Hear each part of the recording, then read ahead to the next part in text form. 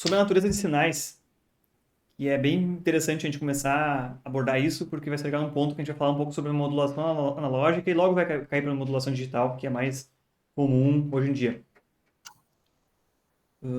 Os dados analógicos eles têm essa natureza contínua no tempo e contínua nos seus valores mesmo. Então quer dizer que qualquer tempo que você tomar uma amostra é um sinal válido, porque qualquer instante ele é um sinal válido, e também pode assumir qualquer valor real ou valor positivo, um valor instantâneo do sinal. Por isso tem infinitas possibilidades, né? Não é quantizado em níveis. Isso caracteriza o sinal analógico.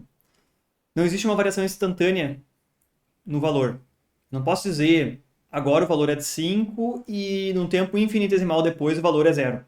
Não existe uma variação instantânea. Existe sempre, se eu for dar um zoom ali naquela transição entre valores, sempre tem uma rampa ali, porque fisicamente, variáveis físicas que a gente está medindo, tensões e correntes principalmente, intensidade luminosa também, outra variável física, elas não é possível fisicamente elas trocarem instantaneamente de um valor para o outro. Poucos processos físicos têm essa questão discreta de que num instante está no valor e imediatamente depois trocou. Os dados digitais, por outro lado, eles vão ser discretos no tempo, porque eles só valem no momento da amostragem. Quando eu passo para um sistema digital, eu tenho que dizer, era nesse instante que tinha esse valor do dado. No instante imediatamente anterior e imediatamente depois, eu não tenho informação. Eu só tenho informação naquele instante nos tempos de amostragem. E, em geral, eles são discretos em valores representáveis dentro da escala, quantizados. Ou seja, como é uma palavra digital, que eu primeiro discretizei no tempo, depois eu quantizei ela. Se eu tiver 8 bits, eu só consigo representar 256 valores distintos para essa variável. Eu não consigo dar valores intermediários. Então a gente tem que ter claro as duas coisas que são coisas diferentes. Uma coisa é discretizar amostras no tempo e outra é discretizar amostras na intensidade do sinal. E dados digitais, geralmente, a gente tem as duas características, tanto discreto no tempo quanto na intensidade, mas a gente também pode falar, e inicialmente a gente vai tratar de amostragem, que é discretização no tempo. E por ser um amostrador analógico, ele pode ter qualquer nível de valor intermediário também nos seus valores. Então, inicialmente, a gente não vai quantizar os dados, né? Só porque é bem difícil botar as duas coisas ao mesmo tempo.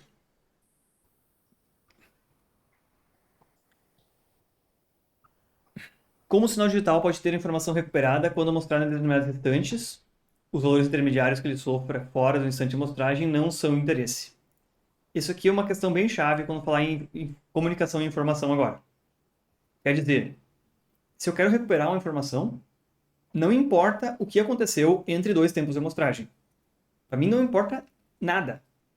A informação está toda contida nos instantes de amostragem somente. Aí entra uma coisa bem chata, e que a gente viu ali que aquele multiplexador, codificador ali faz, que é tu tem que sincronizar e descobrir quais vão ser os teus tempos de amostragem quando tu vai recuperar a informação. Por isso, no início, o codificador tinha ali um padrão de alguns bits que era de sincronia, aí ele descobre, tá aqui é a sincronia do que o transmissor está usando, aqui são os tempos que o transmissor está gerando nos bits. Aí ele vai tentar salvar o sinal recebido exatamente nos pontos adequados para obter a informação de volta. O que aconteceu entre aqueles pontos de amostragem, ninguém está nem aí, ninguém vai ver. Pode ter acontecido o que você quiser. Nesse exemplo aqui, ele é bem maldoso porque ele mostra exatamente isso. Nós temos aqui no lado esquerdo o mesmo sinal, a mesma informação. Mas essa informação ela foi gerada com pulsos retangulares em azul, que é basicamente aquele retentor de ordem zero que vocês devem ter visto lá em controle digital, que é, vamos ver no primeiro período de 0 a 1, que está no meio dessa divisão, ele tinha o valor 2, depois tinha o valor 3, depois o valor 0, depois 1, depois 1, depois 1, depois 1 de novo, depois o valor 3, depois o valor 0, depois provavelmente bateu no valor 3 fora do escala, depois do 10 aqui já. Então, com o retentor de ordem zero e usando pulsos retangulares, esse sinal em azul é representado dessa forma, um domínio analógico. Claro que aqui a gente abstraiu essas transições que são bastante rápidas do sinal azul. O espectro resultante desse sinal azul, na direita aqui, ele está em azul, porque esses pulsos retangulares, eles geram conteúdo harmônico e se espalha na frequência e forma essa esses lóbulos aqui. Se alguém lembrar de Fourier, vai lembrar que pulsos retangulares eles geram uma série infinita de componentes harmônicas e que se espalham a mais além da frequência dos pulsos, mas em todas as frequências mais altas, múltiplas daqueles pulsos retangulares. E lá em Fourier a gente falava de sinais periódicos. E isso aqui, por ser um sinal não periódico, ele não tem só componentes discretos nas frequências, ele tem um espalhamento em torno de certos valores. E o sinal de comunicação é um sinal que muda as suas características de forma estatística, porque a informação transmitida muda, não é controlada, mas não é repetitiva, senão não precisaria transmitir ela. Então ele causa esse espalhamento do espectro.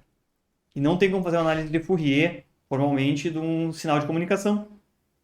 Mas se conseguem tomar amostras dele em determinados períodos e aí supor que se aquele período se repetisse, seria esse o espectro do sinal. Ou dá pra pegar. E se nós formos olhar agora numa sequência, o sinal é vermelho, nos instantes de amostragem, o sinal em vermelho, ele passa exatamente em cima do sinal em azul, que é o instante 0, o instante 1, o instante 2, o instante 3, o instante 4, o instante 5, 6. Ele passa exatamente nos mesmos pontos no mesmo instante. Então, o sinal em vermelho tem exatamente a mesma informação que o sinal em azul. Sem tirar nem pôr, ele tem a mesma informação, exatamente. Dentro da banda de interesse dele. Considerando que nossos tempos de amostragem são aqueles ali. O que diferenciou o sinal em vermelho? Ele é um caso extremo. Ele não é gerado com pulsos retangulares. E aí vem um spoiler, que a gente vai ver mais adiante na aula de hoje ainda. Como é que eu gero esse sinal em vermelho com a banda super bem restrita? O sinal em vermelho, ele basicamente ocupa só de 0 a 0,5 aqui de frequência. E depois disso, se vocês olharem um espectro em escala logarítmica, a potência dessas componentes que surgem depois aqui é quase nulas. E se eu tivesse utilizado esse sinal com uma duração infinita, muito longa, essas componentes aqui cairiam para zero. Ele ficaria com totalmente a potência dele ficaria só de 0 a 0,5 aqui no espectro, exatamente.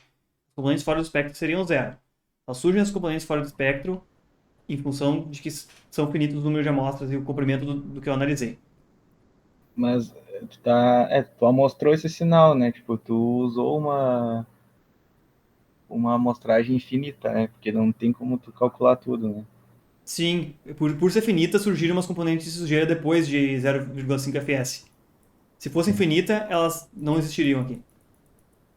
Não é Mas possível, não né? daria, no caso, não daria para mostrar elas, tipo, não daria para ter elas sem, né? É, existe Não uma conseguiria dualidade. mostrar. Um sinal que é infinito no tempo, se eu tivesse observado 1 milhão de anos dele e aí computado o espectro desse sinal, essas componentes aqui praticamente não existiriam. Como eu analisei, eu acho que 2.000 períodos, mais ou menos, só, poucos, aí surgem umas componentes aqui. Porque existe uma dualidade lá, um sinal infinito no tempo pode ser finito na frequência. Um sinal finito no tempo vai ser infinito na frequência. Vai ter componentes espalhadas ao longo de todo isso. Sim. Tipo, no caso, se tu quiser, tipo, amostrar, tipo, o em vermelho, né, seria o digital, seria o analógico, só que amostrado. Se tu quisesse amostrar esse sinal, tipo, tu só teria que usar uma taxa de amostragem, um período de amostragem pequeno, né? Aí o sinal ficaria igual, certo? Só com aqueles pontos que eu falei ali, eu já consigo recuperar ele 100%. Absolutamente. Esse é o teorema da amostragem que a gente vai tratar. O que eu quero realmente, olha só, Conrado, eu quero realmente afirmar para vocês é que, tomando que o tempo de duração de pulso é 1 segundo aqui, nessa minha escala, o sinal em azul e o vermelho têm a mesma informação, desde que eu amostre o vermelho nos tempos corretos. E o azul também, eu tenho que mostrar ele nos tempos corretos. Mas eles têm a mesma informação, porque nos tempos de amostragem eles passam exatamente nos mesmos valores. Apesar do que acontece no vermelho entre uma amostragem e outra é completamente diferente do que acontece no azul entre uma amostragem e outra. Mas nos tempos de amostragem eles têm os mesmos valores. Olha que curioso essa região aqui, ó, em que se repete o valor 1 várias vezes. O sinal em vermelho ele fica indo e voltando, mas sempre passando nos tempos de amostragem exatamente por cima do 1. Então ele tem a mesma informação. É algo de se desconfiar à primeira vista, assim. Certo? Tipo, mas tu perde, né?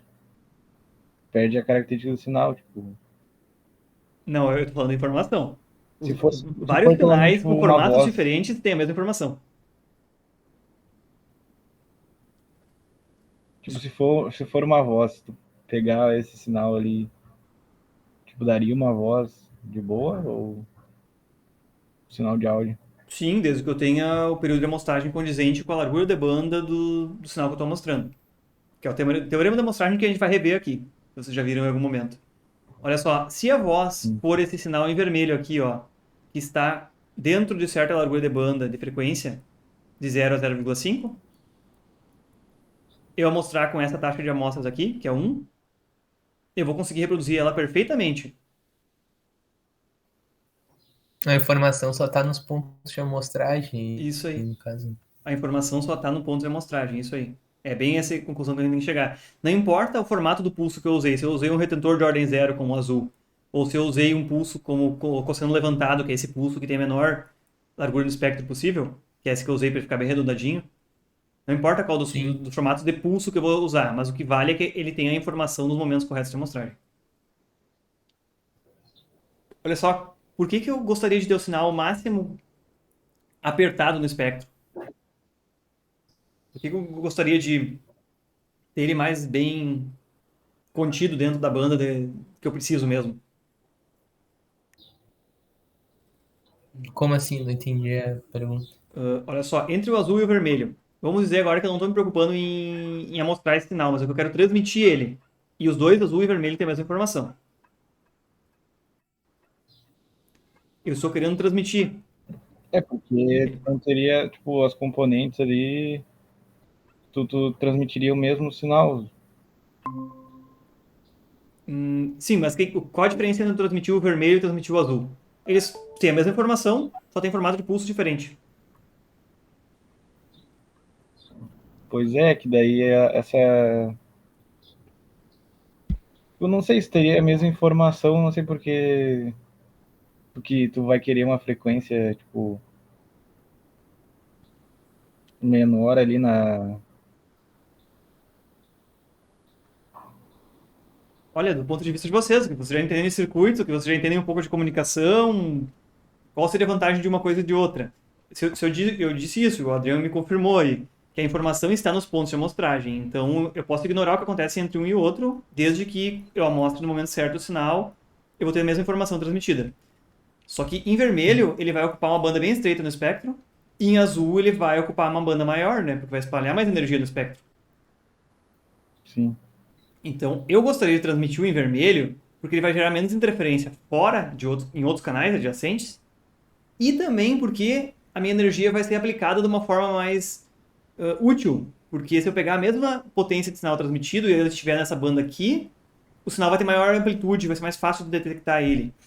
Ele vai ter uma Ele maior iria potência no sujar receptor. como se fosse o ruído aquele, né, que a gente viu. Tipo, ele meio que ia sujar o sinal na frequência. Olha só, não é que fosse realmente ruído. Ué, parou minha apresentação aqui. Parou. A minha conexão tá bem fraca, tá? Eu tô atualizando aqui que tá ruim a minha conexão. Mas olha só, não é que o azul tenha ruído. Ele simplesmente tem componentes harmônicas fora da banda mínima que ele precisaria para representar o sinal. Então, ele joga mais energia em outras frequências mais altas, que esse azul está mostrando, né? E se eu consigo obter a mesma informação botando só potência dentro de uma banda bem estreitinha aqui, que é o sinal em vermelho, por que eu vou jogar energia em outras bandas mais altas que vão virar interferência nos outros canais e tudo isso? Talvez não seja tão interessante eu usar esse pulso retentor em ordem zero e fazer bem quadradinhos os sinais, porque eu posso botar toda essa potência que me interessa, eu posso jogar ela dentro dessa banda útil aqui, e o sinal vai ter uma maior amplitude no receptor. Sim. Por isso que tu vai, então, transmitir o sinal analógico, então. Não é analógico, né? Todo sinal no meio físico ele é analógico, tá? Tem essa questão de como é que eu vou transformar da parte digital para o mundo físico analógico, né? E como tu disse, por isso que eu ia transmitir o vermelho, que tu chamou de analógico, em relação ao azul. O azul também é analógico. Só que o azul usa o retentor de ordem zero, pulsos retangulares. O vermelho usa um pulso especial que é bem suave. Sobe lentamente. Mas a gente está chegando no ponto aí, dessa questão. Então, as amostras estão nos tempos de amostragem simplesmente e as informações dos dois sinais são as mesmas. O que vai nos interessar e que vai nos dar realmente uma métrica de melhor ou pior comunicação é a potência do sinal e que ela é mais representativa do que simplesmente a amplitude pico a pico. Porque a potência, quando se faz essa medida RMS, ela soma todas as componentes e todas as frequências que o sinal tem e nos dá uma métrica melhor. Porque pode ser que eu tenha um sinal que tem uma amplitude pico a pico enorme, mas só algumas componentes têm uma amplitude menor, outros componentes têm uma amplitude menor, e eu não vou conseguir extrair tão bem a informação no receptor quanto isso. Então, em geral, a gente vai falar sobre potência de sinal, que é, pela definição lá elétrica, tensão quadrada pela resistência ou impedância do meio, corrente elétrica ao quadrado. E essa potência que eu refiro, ela é a potência que está dentro dessa banda mínima aqui que ele precisa para ser recuperado. Voltaremos de novo nisso aí logo. Há pouco aqui eu comentei sobre o fato de que aquele espectro ele era espalhado, ele não era aquela análise de Fourier que a gente costuma ver, que são frequências bem certinho, bem definidas no espectro. Quando se observa um espectro de um sinal, que geralmente é obtido pela análise de Fourier ou análise rápida de Fourier, tipo FFT, a gente consegue discriminar bem direitinho. Os sinais periódicos, eles aparecem como raias quase verticais, e quanto maior a duração do sinal que eu vou mostrar, mais bem elas aparecem como valores únicos ali, porque são, afinal, frequências fixas. Mesmo que seja um sinal triangular, ou um sinal retangular, o que seja, ele vai aparecer como raias bem separadas, bem claras no espectro. Isso você já deve ter observado, e isso aqui a gente pode observar, inclusive, naquele experimento em que a gente distorceu formas de onda lá e surgiram outras frequências. Se eu analisar um período bem longo, eu vejo bem certinho aqui, bem marcadinho, frequências fixas, porque é um sinal periódico. Sim. Já quando a gente trabalha com sinal de comunicação, por ele variar de forma estatística as características, ele vai ser não periódico, portanto, qualquer análise de Fourier ela é uma aproximação, mas ele vai aparecer dessa forma aqui, que várias frequências espalhadas, ou então várias componentes, uma bem próxima da outra grudada, porque afinal é uma aproximação só, mas vai ter esse espalhamento mais ou menos uniforme num espectro que a gente vai observar. Essa é outra característica. E essa característica é tão interessante que a gente consegue diferenciar interferência de ruído aqui. Interferência, em geral, são sinais sistemáticos que têm frequências constantes ou aproximadamente constantes. Então, uma interferência ela vai aparecer com esse formato aqui no espectro. Enquanto que o sinal de comunicação ele vai aparecer espalhado, ainda que ele esteja dentro da mesma banda, você vai conseguir perceber que a interferência tem raias bem claras. E o ruído, como vocês já viram lá, o ruído branco, nós vimos no experimento LT Spice, também tem um espalhamento assim, ao longo do espectro, quase plano. Né? Então, identificar sinais periódicos que são originários de interferência é fácil, tanto na prática quanto também poderia ser em simulação, caso hajam frequências de ressonância ou parte do sistema interferindo. Então, é uma coisa prática legal de se observar. O comportamento estatístico, então, do sinal de comunicação faz ele ficar espalhado nessa forma no espectro. E lembro de novo, esse espectro aqui, qualquer análise de Fourier é uma mera aproximação. Não tem como pegar um sinal que tem uma duração infinita, um sinal de comunicação, e realmente mostrar o espectro dele para uma análise de Fourier.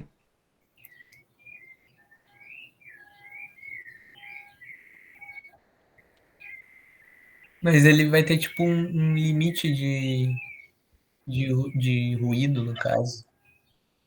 Não seria ruído, né? Seria um harmonics. Ele vai ter um limite ou não? O nosso sinal de comunicação, quer dizer, limite entre frequências no qual ele está O aqui. sinal não periódico, Podia repetir, por favor? O sinal não periódico, no caso. O sinal não periódico.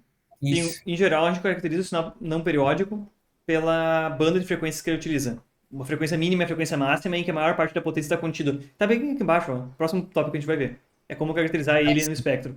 Isso aí. Então, bom, já que a gente já falou sobre isso aí, por que não comentar agora? A largura de banda do sinal, ela é a diferença entre a frequência mínima e a frequência máxima em que ele está. Como em sistemas físicos é difícil de implementar algo assim, e dizer, olha, fora daqui não tem nada. Ele começou em 1 MHz e foi até 2. Antes de 1 MHz, depois de 2 não tem nada. Não existe isso fisicamente. Na verdade, a gente costuma definir ele como uma largura de banda na qual grande parte da potência, uma fração muito significante da potência está localizada. E o pouco que vazar fora dessa faixa aí é indesejado. Então, a largura de banda, em geral, se usa essa definição, uma largura de banda essencial, que a maior parte da informação está ali. Inclusive, se olhar a especificação de protocolos de radiofrequência, até mesmo a especificação do Wi-Fi, diz quanto por cento da potência tem que estar dentro daquele canal de 20 MHz e quanto pode vazar para fora, que é pouquinho. Para estar contemplado ali, para evitar a máxima interferência em canais adjacentes. E também maximizar o uso racional da potência transmitida ali. Entendi. Mas olha só, a gente consegue corresponder coisas no domínio do tempo com no domínio da frequência. Porque no domínio do tempo, eu posso calcular o RMS no sinal, né? E aí eu levo ao quadrado, vejo a impedância sobre qual esse sinal está incidindo e eu descubro a potência dela. O RMS no sinal vocês sabem calcular. É o root mean square. Faz a média das amostras do sinal e aplica a média quadrática, os quadrados, depois aplica a raiz quadrada nesse valor. É o RMS dele. Na frequência, a gente também consegue calcular a potência do sinal por meio da integração de toda a energia que tem nessas várias frequências na qual ele aparece. Como esse sinal ele tem um comportamento estatístico, como eu disse aqui, ele não tem raias discretas, é algo mais ou menos contínuo, se integra a densidade espectral de ruído. Densidade espectral, perdão. Power Spectral Density do sinal. Que seria pegar todas as... ou de forma contínua fazer a integração, ou se houvesse discretas, fazer a soma vezes a largura em frequência que tem aqui. Então, esse espectro ele está representado em watts por hertz. Ou seja, para cada hertz que tem, qual a potência em watts tem naquela frequência.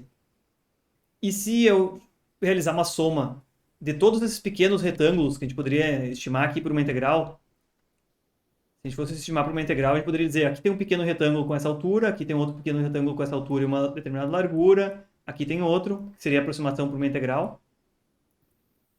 Infinitesimalmente pequenos esses retângulos, multiplica a densidade espectral em watts por hertz pela largura de banda em hertz, e os valores em cada parte tem, eu terei a potência do sinal. Então, a potência é toda essa área aqui embaixo dessa curva. Potência do sinal é a integral dessa curva, ou seja, é uma área.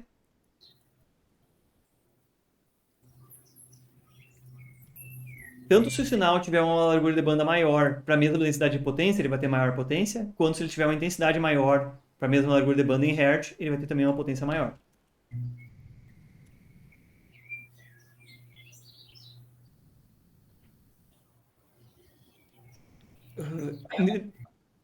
Sim. Adriano falou alguma coisa? Não. Bom, tranquilo. Então, a largura da banda do sinal está contemplada dentro dessa faixa na qual o sinal está localizado. E na figura 1 e 2, que a gente viu lá em cima, vou voltar nela, o sinal em vermelho tem uma largura de banda menor, observando o espectro, e isso a gente consegue ver bem aqui em cima, eu já apontei para vocês.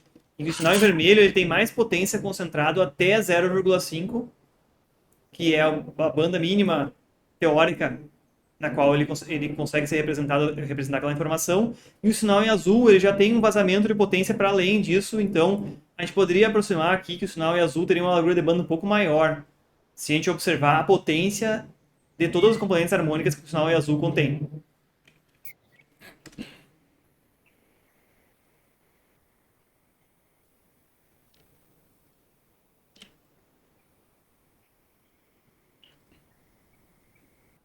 Como é concebida, então, a sinalização digital? A gente até agora falou sobre coisas genéricas de qual a largura de banda utilizada, qual a frequência de amostragem e como é que é feita a sinalização. Então, qualquer sistema digital, a gente vai falar aqui, e o que a gente está comentando agora se chama em banda base, que é uma sinalização baseada em pulsos. Podem ser ilustrados aqui com pulsos retangulares, mas também podem ser pulsos mais suaves ou com outros formatos. Ele tem um número de níveis discretos que ele pode ter, tipo nível 1 e nível 2 aqui. e cada nível vai ser convencionar uma informação a ser transmitida. Com 2 níveis eu posso transmitir 1 bit por cada período de pulso. Log 2 de 2 é 1, então 1 bit. Se eu tiver 4 níveis diferentes, eu consigo transmitir 2 bits por período, que eu acredito que faz bastante sentido para vocês, porque se eu consigo diferenciar entre 4 níveis diferentes, eu consigo codificar eles dizendo o nível 4 vale 1, o nível 3 vale 1, 0, o nível 2 vale 0, 1 e o nível 1 vale 0, 0 aqui embaixo. Convencionando isso no receptor, se o receptor tem que conhecer a convenção, ele consegue obter os mesmos dados de volta. Então, não seria um exemplo muito similar ao que a gente tem lá em cima, só que tomando também os tempos de amostragem corretos, os momentos corretos de amostragem, esse sinal também consegue carregar 2 bits por pulso gerado. Porque eu consigo discernir entre 4 níveis diferentes. O transmissor é capaz de gerar 4 níveis diferentes, o receptor é capaz de diferenciar 4 níveis diferentes. Se nós temos a mesma duração de um pulso, vejam bem aqui nesses dois exemplos. A mesma duração de pulso, 1 segundo, dividido por 8, 1/8 de segundo cada pulso dura. Aqui em cima a gente consegue transmitir 8 bits por segundo, 8 bps. Aqui embaixo a gente consegue transmitir o dobro, 16 bits por segundo, porque cada pulso carrega 2 bits. Seria lógico, então, meu Deus do céu, isso é tão simples, vamos aumentar e vamos botar 256 níveis diferentes. Porque aí eu transmito 8 bits por pulso, multiplico isso por 8, tenho 256 vezes 8, dá 2048 bits por segundo. Alguém se opõe a isso? Não. Não.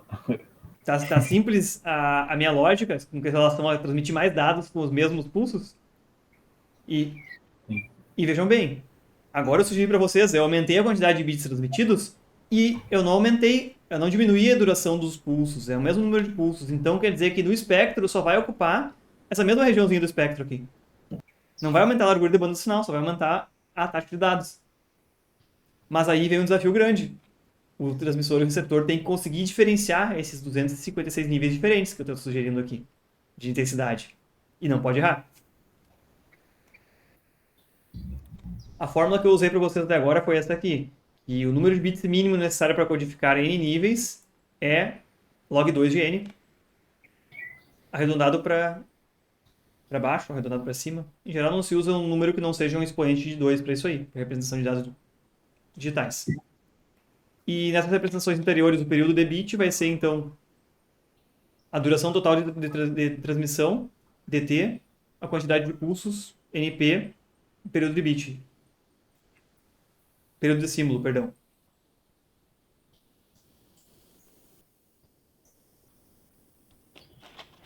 O que eu chamei de símbolo agora, que é a duração de um período, no nosso caso aqui o símbolo é a duração de um pulso,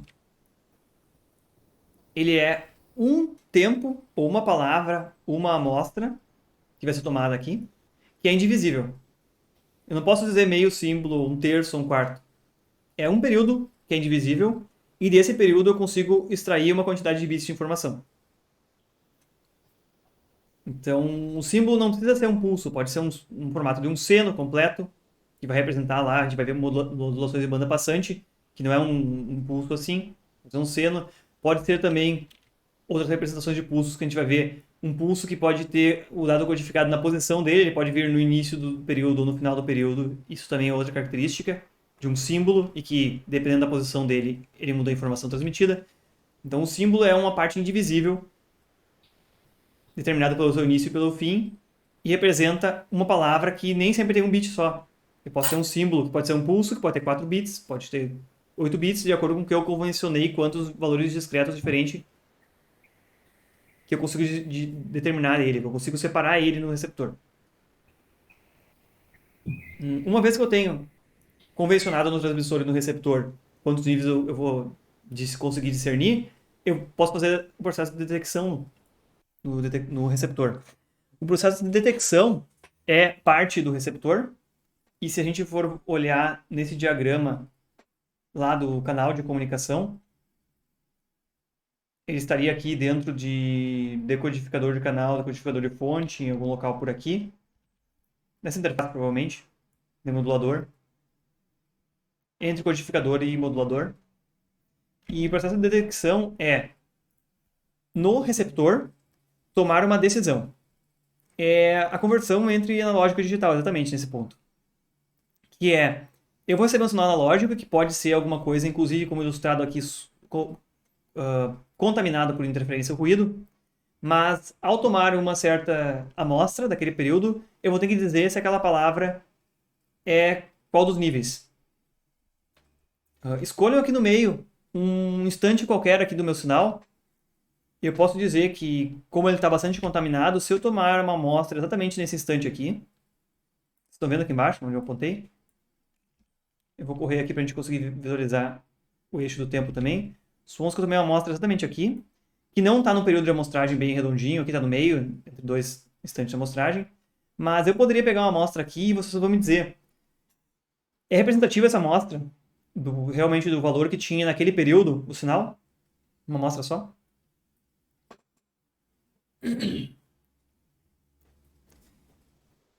Se a gente Teria for que ter observar... mais amostras, né, no caso. Ou só uma. Poderia ter mais amostras, mas nós, pela nossa rede neural, observando isso aqui, o que tu acha que seria o primeiro período? Qual a primeira informação transmitida? Qual o nível? Acho que no primeiro pico ali. Não, no primeiro período aqui, entre 0 e 1, qual seria a informação transmitida? Qual dos níveis? É 3, é 2, é 1 ou é 0? O 3. No primeiro período aqui? No Entre o A2? 2 e o 3, não chega no Ah, 3, né? entre o 1 e o 2 aqui é nível 3, né? Isso. A gente poderia ir observando entre o 2 e o 3, o nível é aproximadamente 0, entre 3 e 4 é aproximadamente 1. Opa, mas é o mesmo sinal que eu botei lá em cima, só que aqui ele está contaminado por ruído e interferência. Então, o processo de detecção, ele tem que ter o sinal o máximo possível filtrado para reduzir interferência e ruído. E ele vai ter que tomar essa decisão, que é uma decisão abrupta. A partir daqui, se eu decidir que nesse período 3 a 4, aqui, o sinal era um 1, e vai ser uma coisa, vai resultar em 2 bits um valor. Se eu decidir que ele era 0, vai ser um erro completo. Então, tomar uma amostra aqui no meio do caminho com o sinal contaminado de ruído dessa forma é ruim. Porque a partir daqui eu perdi a informação analógica e eu vou entrar no mundo digital. Aqui que vão ocorrer os erros, de fato. Antes disso era um sinal analógico contaminado, eu poderia filtrar ele de certa forma e obter de volta a informação. Então o No processo de... caso, a gente retira as amostras no meio do sinal, desse sinal ali, no caso, né? Não nos Aqui, picos. aqui eu não... pode ser, como tu está dizendo, no meio, quer dizer, nessas faixas aqui de contaminação aqui, mais ou menos. Isso. O mais adequado seria isso, exatamente isso aí. Mas então, o processo de detecção é isso. É uma decisão que é tomada que vai mudar do mundo analógico para o digital. Depois da detecção do sinal, é tudo digital, dali para dentro. E basicamente eu descarto parte da informação, porque essa informação de que o sinal estava variando em torno de 1, se eu tomar a amostra no lugar errado, ela não vai me dar. Eu perdi a informação que estava em torno de 1, eu peguei só a informação de que naquele momento ele estava perto de 0. Então tudo que vem antes desse processo de detecção é muito importante. E também a amostra tomada, o momento de tomada da amostra também é importante. Claro que nessa forma de onda aqui que a gente está vendo, é bastante claro para a nossa observação humana de que no período de 3 a 4, o sinal estava o tempo todo quase em volta de 1. Mas ele tem um ruído em alta frequência aqui em cima, uma interferência em alta frequência. Se eu for filtrar esse sinal aqui e manter o mínimo da banda do espectro possível para que esse sinal tenha o mínimo de componentes fora da banda necessária para ele, eu talvez obteria um sinal mais ou menos arredondado assim, e que passaria em torno do 1, mais ou menos bem filtrado aqui, que se eu fosse tomar, como tu sugeriu, amostras bem no meio do período, de fato eu não erraria na decisão, né? Isso. Mas tem efeitos, e quando a potência da interferência do ruído for muito grande, ainda que eu filtre, não vai ser suficiente. Ainda assim ele pode errar na decisão. Mas então o processo de detecção passa do mundo analógico para o digital. Tudo que vem antes da detecção são filtros analógicos. Tudo que vem depois dessa detecção, que é esse processo de decisão, já é digital. Mas bom, esse nosso exemplo ilustra muito bem isso aqui. Se eu tomar uma amostra sem filtrar o sinal no processo de detecção, ele pode ter um erro muito feio, apesar do sinal ser razoavelmente bem interpretado por nós, um filtro, um conversor AD que pega uma amostra no tempo, ele não consegue discernir entre isso.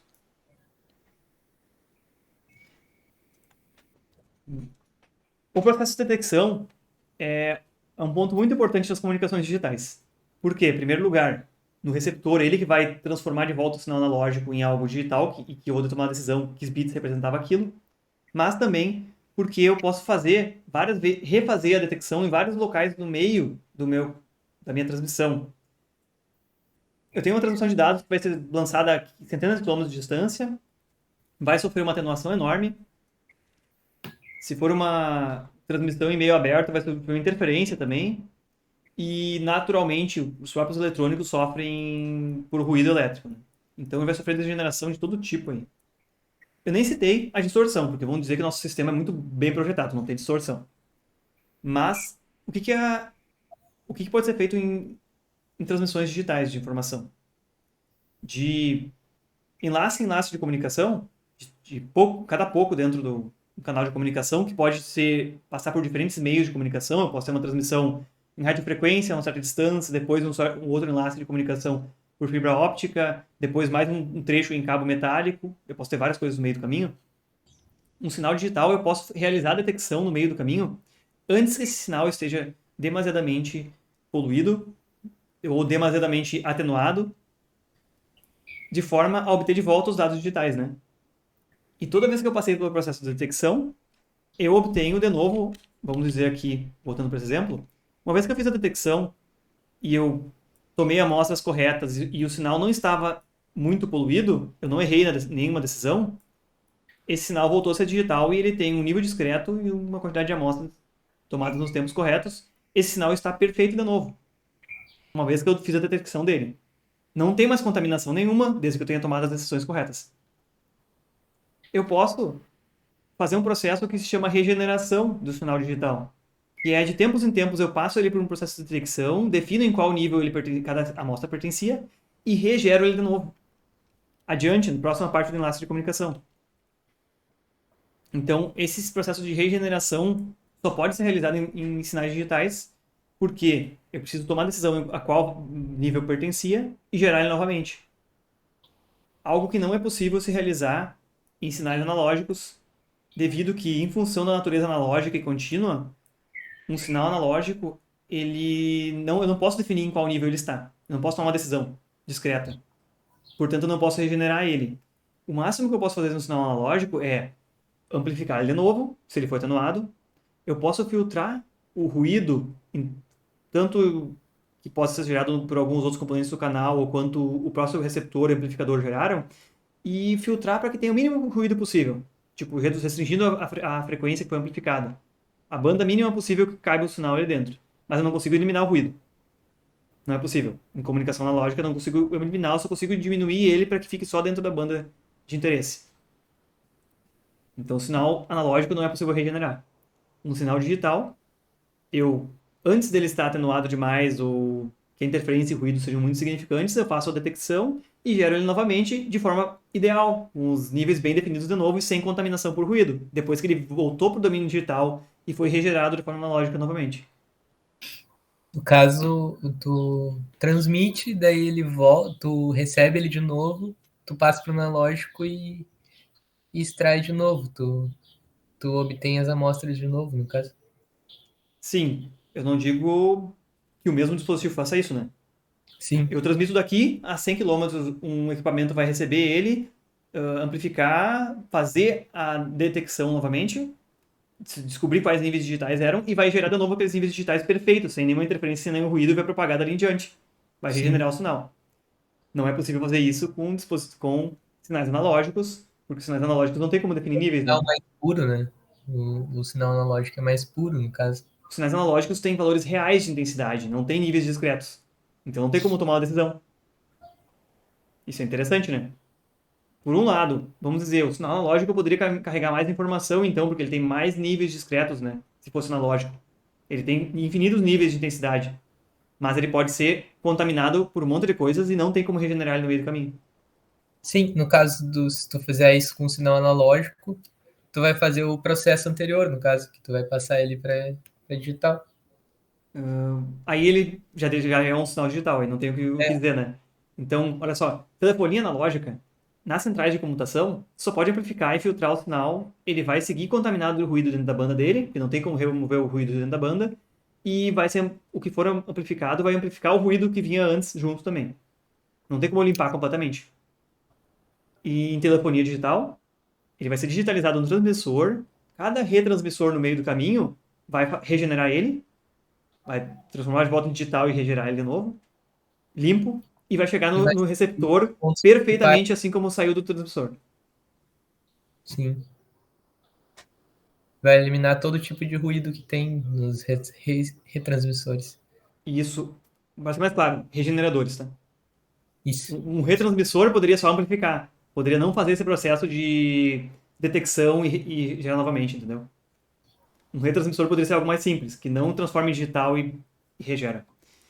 E aí entra outra questão muito importante dos sistemas digitais, que é, além de eu transmitir a informação em si, eu consigo adicionar um pouco mais de informação para verificar a integridade do que veio antes.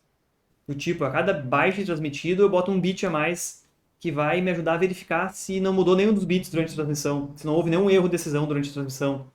Ou a cada pacote de 1000 bytes eu posso adicionar alguns bytes a mais uma soma de checagem para verificar se não ocorreu nenhuma troca de nenhum bit durante a transmissão. Eventualmente eu posso botar até mais bytes de informação para que, se tenha ocorrido algum erro, eu consiga corrigir ele ainda. Eu não preciso retransmitir duas vezes o pacote inteiro. Tem forma matemática de se fazer aí que se consegue obter de volta e corrigir vários bits da informação, adicionando uma parcela um pouco maior só de informação na hora da transmissão.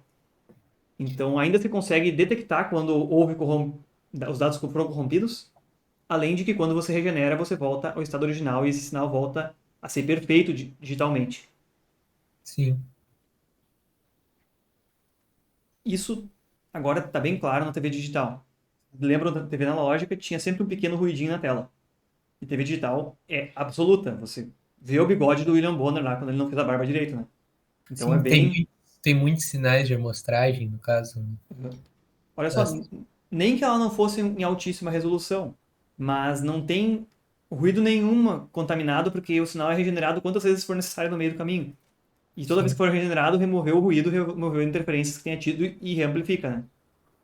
Então, o sinal, várias vezes ele pode ser regenerado, tanto que o sinal sai do transmissor e recebe na sua TV e é exibido com perfeição. Os mesmos bits que foram capturados pela câmera lá no estúdio da Globo vão chegar exatamente os mesmos bits aqui na sua É como se televisão. fosse coisa dos No caso da pacotes ali, né? transmissão. Como se fosse o quê? Desculpa. Dos pacotes ali, que começa a teoria dos pacotes, né? Tipo, tu Que envia os pacotes e verifica. isso, você pode verificar ao receber se veio íntegro ou não, e inclusive pode regenerar de alguma forma. Mas bom, isso fica um ponto bem importante, ponto positivo para os sistemas digitais. Vejam bem, nem sempre processamento de dados digitais e ciclos digitais foram tão baratos. Então, faz lógica que antes dos anos 80 as comunicações fossem quase todas analógicas. A primeira geração de telefonia fosse analógica, porque é difícil embarcar esses eletrônicos digitais para fazer recepção de uma forma razoável. Então, isso aqui são os principais aspectos com relação à transmissão digital. Revejam esses conceitos aqui, que são bem interessantes, né? De geração de pulsos e toda essa representação.